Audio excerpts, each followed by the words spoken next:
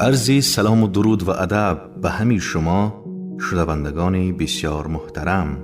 اینا کتاب سیرخوانترین جهان، ثروتمندترین مرد بابل از جورج کلیسن از مرکز خرد پیشنهاد شما عزیزان می‌گردد.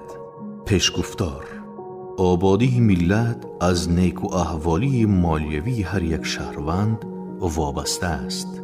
این کتاب در رابطه با موفقیت شخصی هر یکی از ما تالیف شده است. موفقیت یعنی پر عملی نمودن مقصد به عنوان توانایی ها و تلاش های خودی ماست. آمادگی مناسب کلید موفقیت ما می باشد. اعمال ما هیچگاه نمی توانند فراتر از افکار ما پیش روند و افکار ما هیچگاه نمی توانند از باوری هایمان پیش برود. این کتاب همچنین راهنمایی‌های لازمه را جهت درک مفهوم‌های اقتصادی برای جیب‌های بی پول دارد. در واقع هدف کتاب این است پیشنهاد برای آنهایی که آرزوی موفقیت اقتصادی دارند تا پول جمع کنند آن را حفظ نمایند و با کمک سرمایه اندوخته‌هایشان پول بیشتر به دست آورند.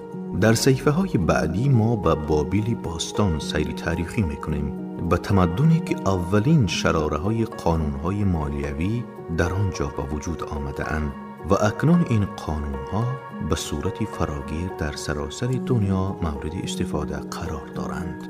مقصد نویسنده از آن عبارت است مطالعه این کتاب به خوانندگان امروزه حساب‌های بانکی قوی‌تر و موفقیت‌های مالی بیشتر به ارمغان آرد.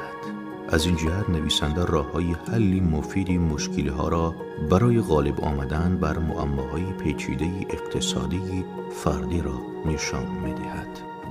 نویسنده برای قدردانی از همه کسانی که در کار چاپ و توزیع این کتاب با این حجم گسترده تلاش کردند ابراز تشکر می‌نماید. برای این کتاب تصدیقی بالاتر از قدردانی افرادی که آن را خواندند و از آن برای بهتر کردن طرز زندگی خود استفاده کرده به موفقیت‌های بزرگ رسیده‌اند وجود ندارد. بابل ثروتمندترین شهر دوران باستان در روی عالم است، زیرا شهروندان آن ثروتمندترین افراد در زمان خود بودند. آنها ارزش پول را می‌دانستند. آنها قانون‌های اقتصادی را برای پول جمع کردن، حفظ آن و استفاده از آن برای به دست آوردن پولی بیشتر استفاده می‌کردند.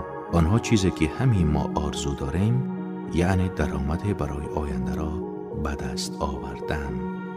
جورج ساموئل کلیسن.